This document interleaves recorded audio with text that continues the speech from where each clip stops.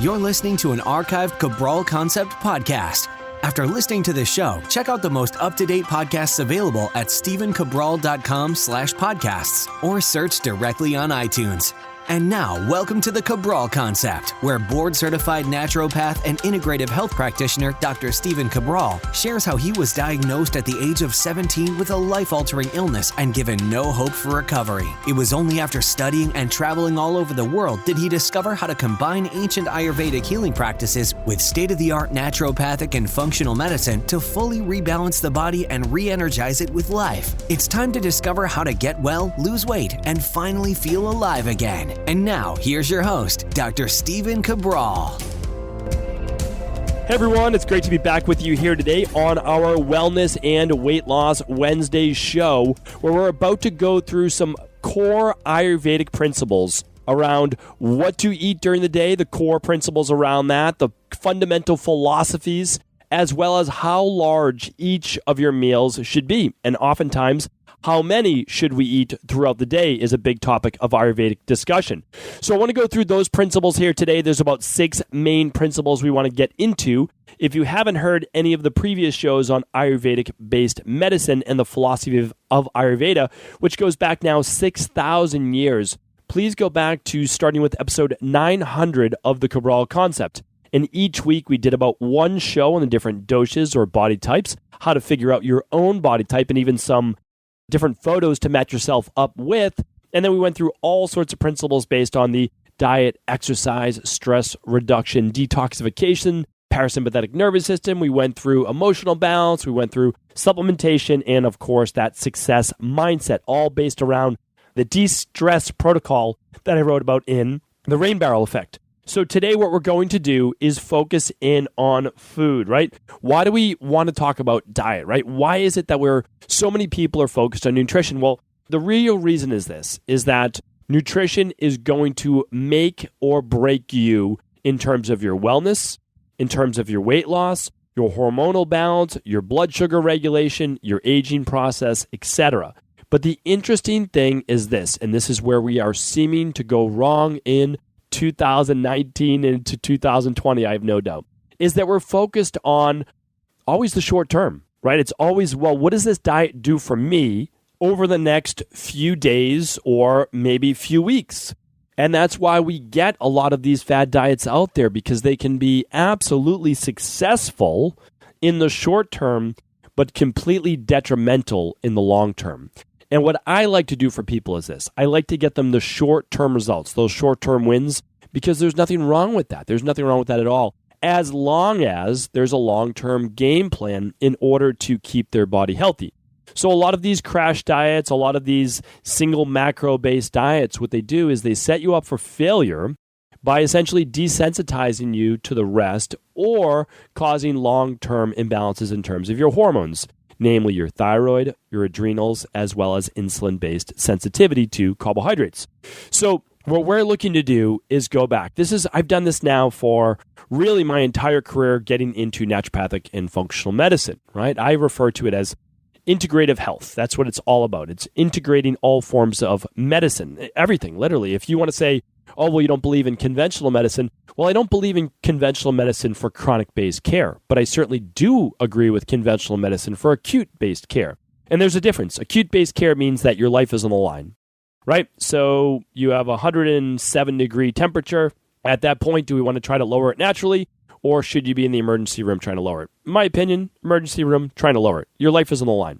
You have a staph infection. You could be literally dead within 24 to 48 hours. Do we want to use a form of natural-based medicine, or do we want to just do whatever we need to get rid of that staph infection? In my opinion, life is on the line. We're going to use conventional medicine. Now, we can use naturopathy and other bioregulatory medicine at the same time, but if your life is on the line, no chances. That's what I would do for myself. That's what I do for my family, for my children. And again, you don't have to believe that, and that's okay. I want you to do what's best for you, but I believe in a truly integrated approach, but there's simply no place for conventional medicine and chronic-based care. There's just nothing that they can do. If you're using pharmaceutical drugs, remember, you're not curing any disease. No one's curing any disease. Let's not pretend that that's happening. If you have high cholesterol and you take a statin, you're not curing high cholesterol, because if you come off that statin drug, High cholesterol is still there.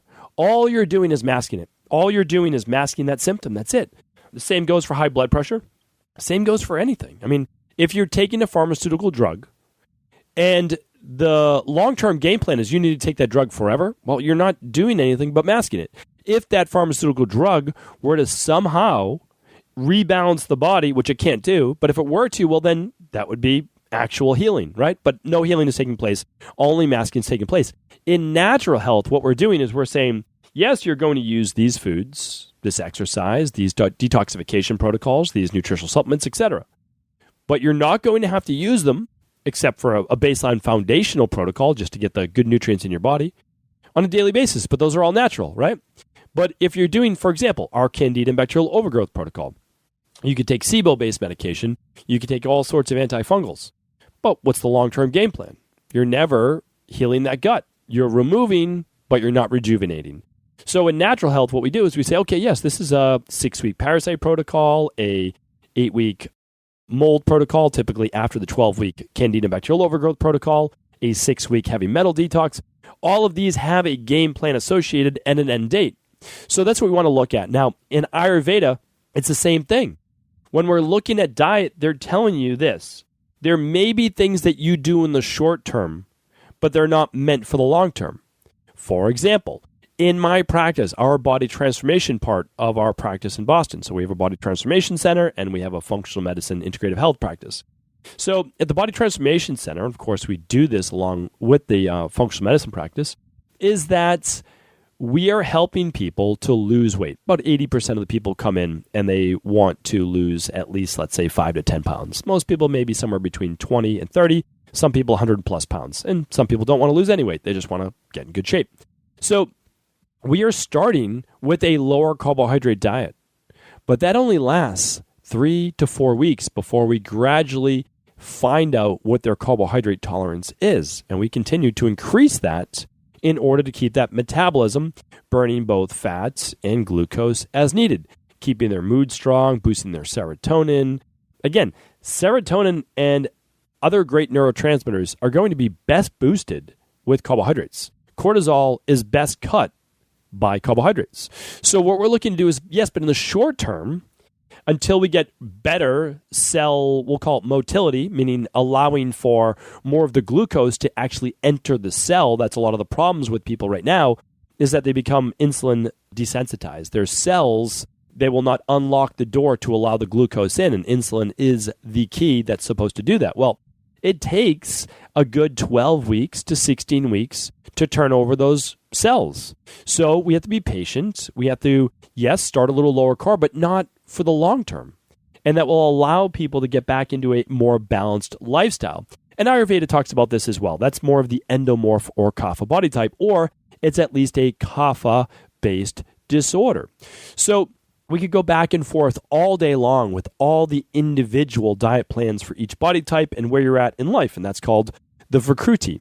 What we want to talk about right now is overall healthy living and healthy eating that we want to move towards to, right?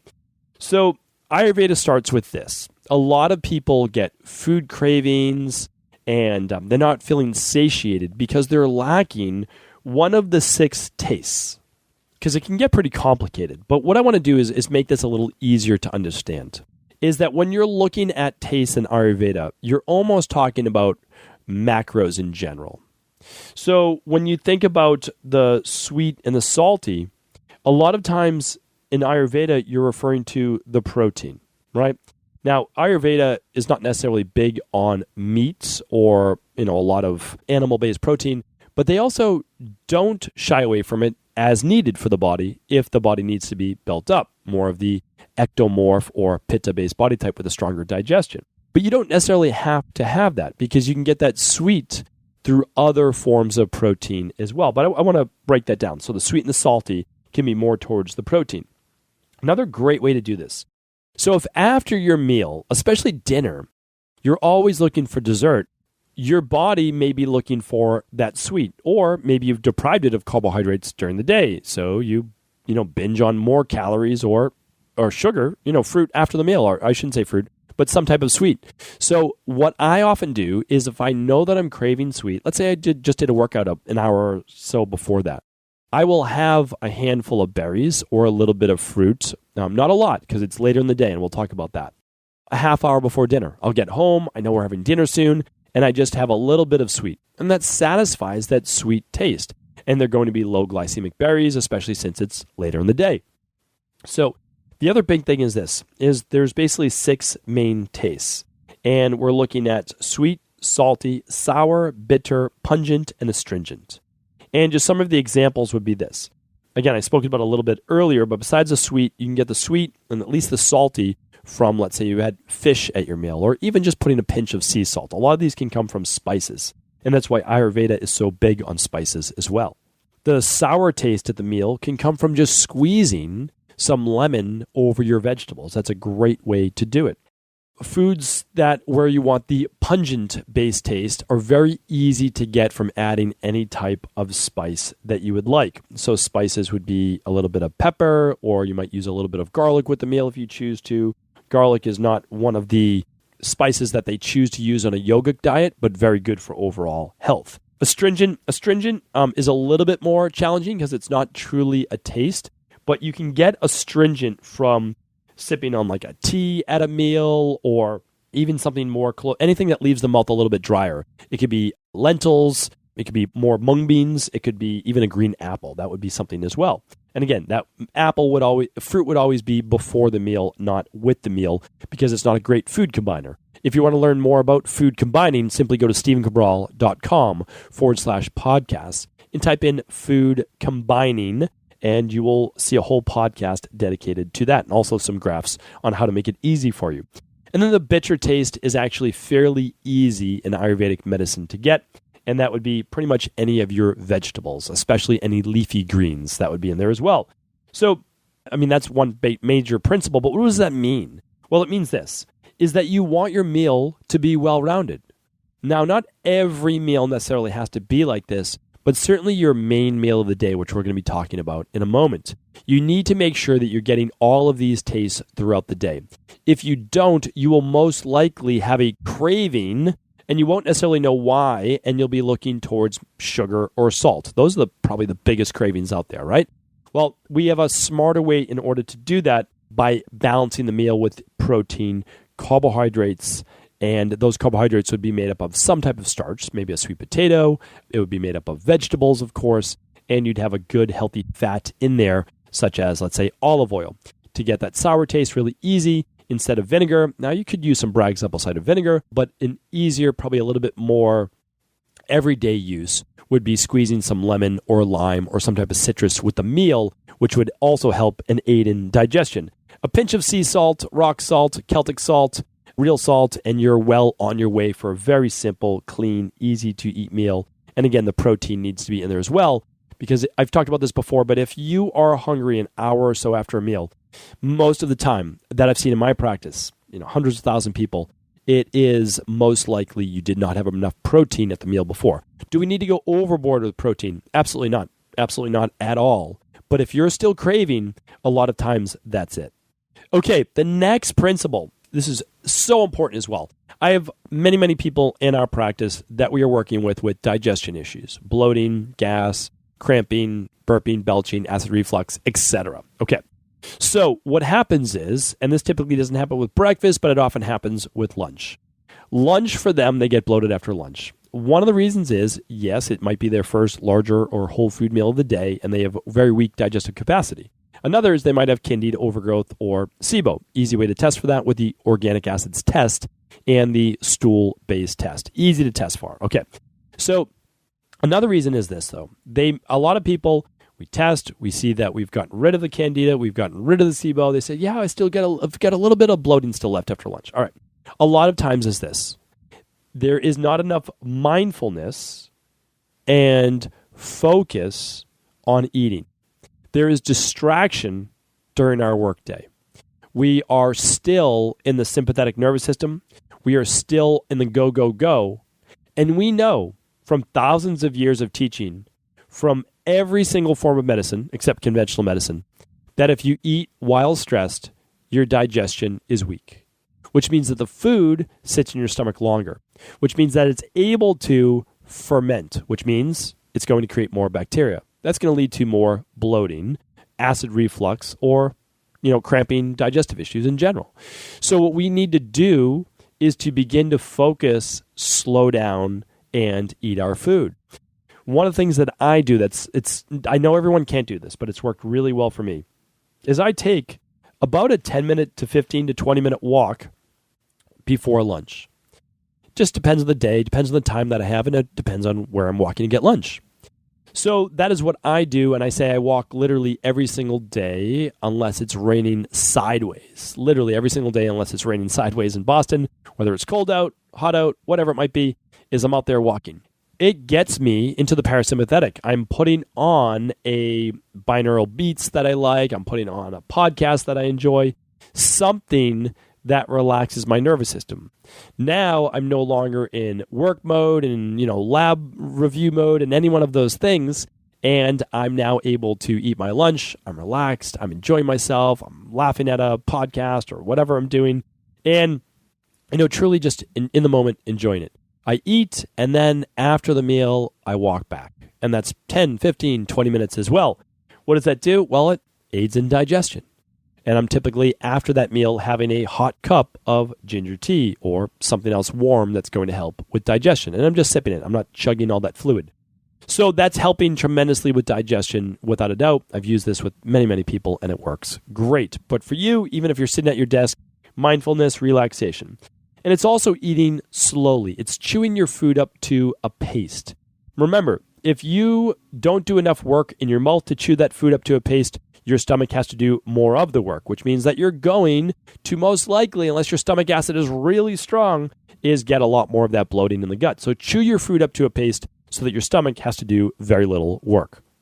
All right, Ayurveda has one more principle around that as well, though, and it says, yes, eat slowly, but quickly enough that your food does not become cold.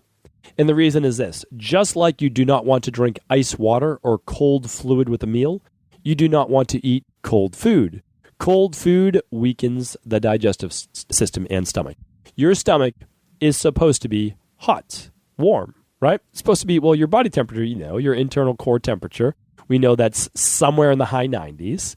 But what we want to look at as well with your stomach acid is that the pH, which is just the acidity in the stomach, should be somewhere around a 2 to 3. Well, putting in cold food is not going to help with that process.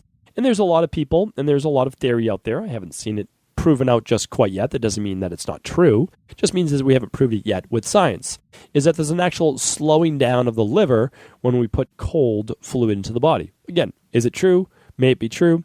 Not quite proven yet, but since Ayurveda says it, since traditional Chinese medicine says it, and many other forms of medicine as well, I do believe it. Regardless, what we do know is that it slows the digestive process, and that alone can allow for bacterial fermentation. So eat slowly enough to really enjoy your food, but do not let your food get cold. All right, eat the proper amount of food. This is where I want to spend just a few moments, because there's a lot of confusion around how large the meal should be and what should your largest meal of the day be. Well, Ayurveda says this, and it's very simply put, and it's been played out through the ages, and our traditional naturopathy practitioners called natural hygienists believed it and saw it proved out as well, and I completely agree. For most people living in an ideal world, I'll come back to this ideal world notion, they should be eating a medium-sized breakfast about an hour or two after waking.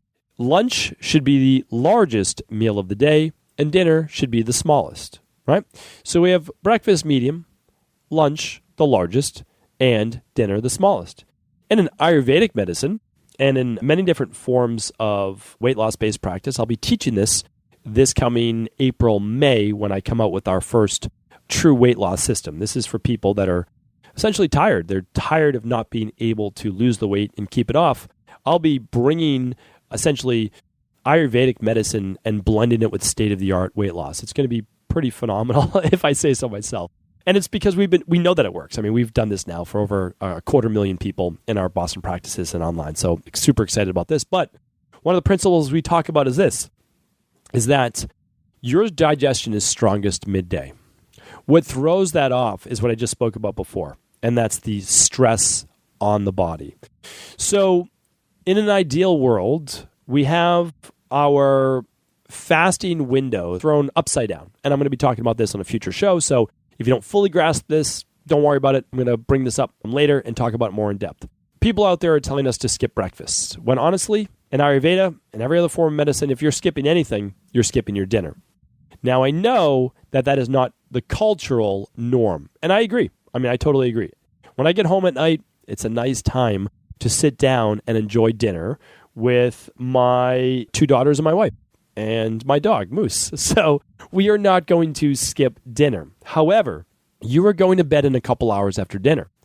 You need to make sure that that dinner is easy to digest. You need to make sure that it's out of your stomach before you do get to bed. If not, it will affect your sleep. It will affect your detoxification. It will affect your hormones. It'll affect your immune system. It'll affect your body's ability to burn body fat, which, by the way, a lot of experts out there have forgotten this, that your greatest time to burn body fat at the highest percentage is at night when you're sleeping. It's from 7 at night to 7 in the morning, or as Ayurveda says, 6 at night to 6 in the morning. So we want to be careful with a lot of the advice that we're giving out for long-term use. In an ideal world, you'll have a medium-sized breakfast, and again, this will be based on a person's intake for the day. One person might eat 1,200 calories, another person might eat 2,200 calories. It depends on the person and their nutrient requirements. But if you look at it, and you were to simply, even just divide up the total calories, and let's just say, for easy math, you were eating 2,000 calories, well, you might be eating, that's actually not easy math for me, but let's just say we're eating 700 calories at breakfast, 1,000 calories at lunch, and 300 calories at dinner. Now, of course, that's going to be a lot of food for most people, and I agree with that. That's why it's not the best example. If we were to say, let's look at 1,200 calories, well, we might be eating then 400 calories for breakfast, 600 calories for lunch, and 200 or so calories for dinner. Now, again, you can still have a decent dinner of cooked vegetables, a stew or soup, something easy to digest. I believe, and again, I could be corrected if I'm wrong on this, the word supper actually came and originated from soup. I might be wrong on that, but I believe off the top of my head that's where it came from. It was an easy to digest meal. So it's something that I'm going to talk more about in the future, but that is what Ayurveda recommends. Do I see that play out a lot in my practice? Not often. And the reason is we're typically making dinner a little bit larger than lunch, but it's easier to digest food. So there's no big salads at dinner. We're having cooked vegetables. We're having nourishing, warm, relaxing foods to get the body some comfort food. The reason we're not doing that at lunch as much is simply because people are stressed. If you're not stressed and you are living that ideal life, well, then lunch absolutely will be your largest meal of the day. There's one more principle I want to get to, and that is do not eat until the meal before it has been digested. This is something that I was doing incorrectly when I was doing natural bodybuilding in my early 20s and when I was recommending bodybuilding-based diet plans in my early 20s to other competitors and martial artists, etc.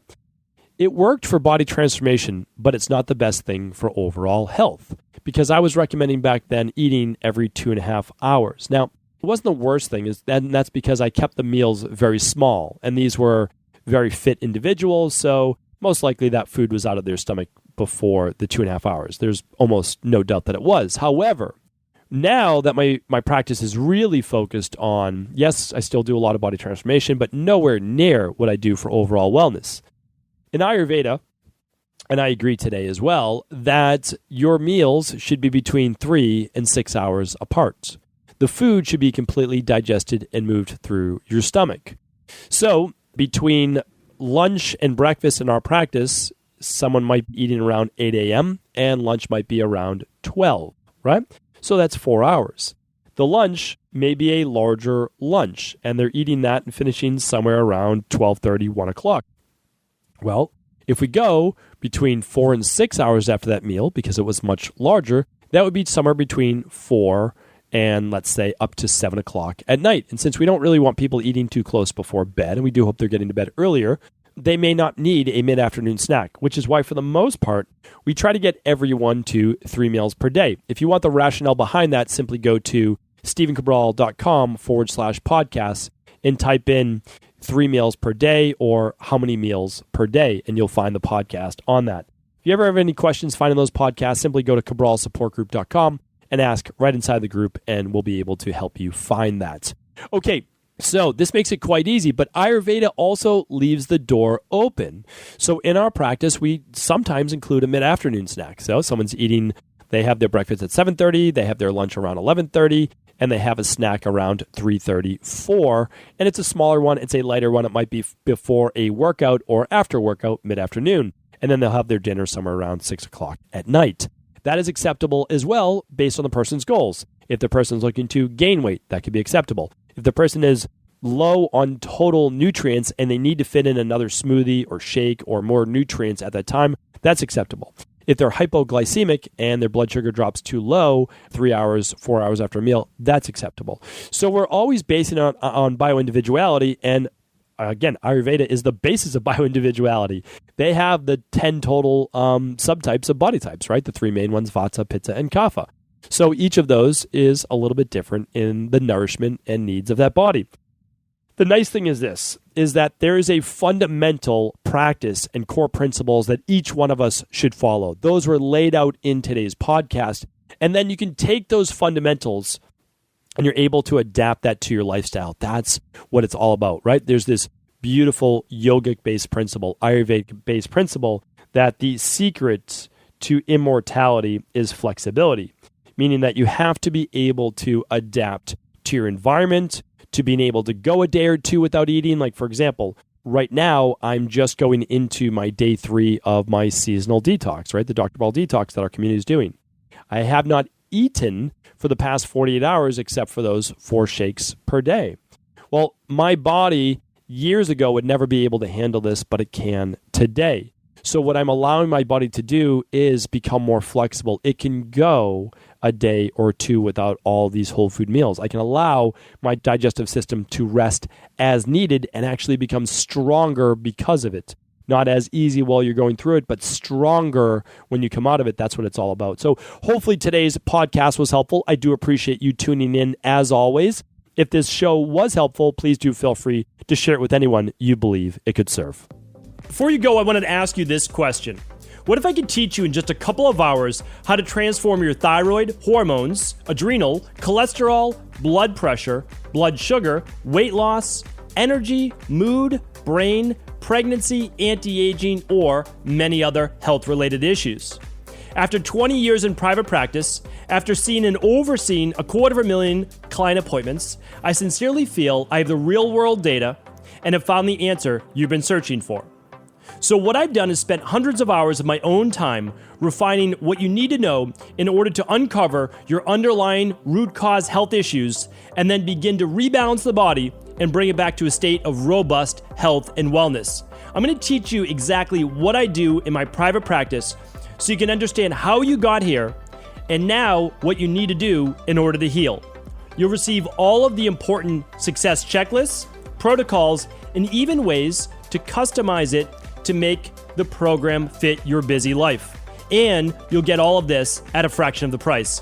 Let me save you the time, money, energy, stress, and frustration of not knowing what to do next. Instead of reading dozens of books on the topic and seeing multiple practitioners, I will condense everything that you need to know in just a few hours of video tutorials that you can watch and listen to anywhere. Together, we will make this healing process an enjoyable one that you can take with you for the rest of your life. I wish you all of the best of health and happiness, and I hope to be able to guide you on your healing journey through my Health Results Accelerators. Simply choose the health imbalance you're currently suffering from, and by the end of today, you'll know what went wrong and how to get well again. I guarantee it. For details, head over now to stevencabral.com/courses.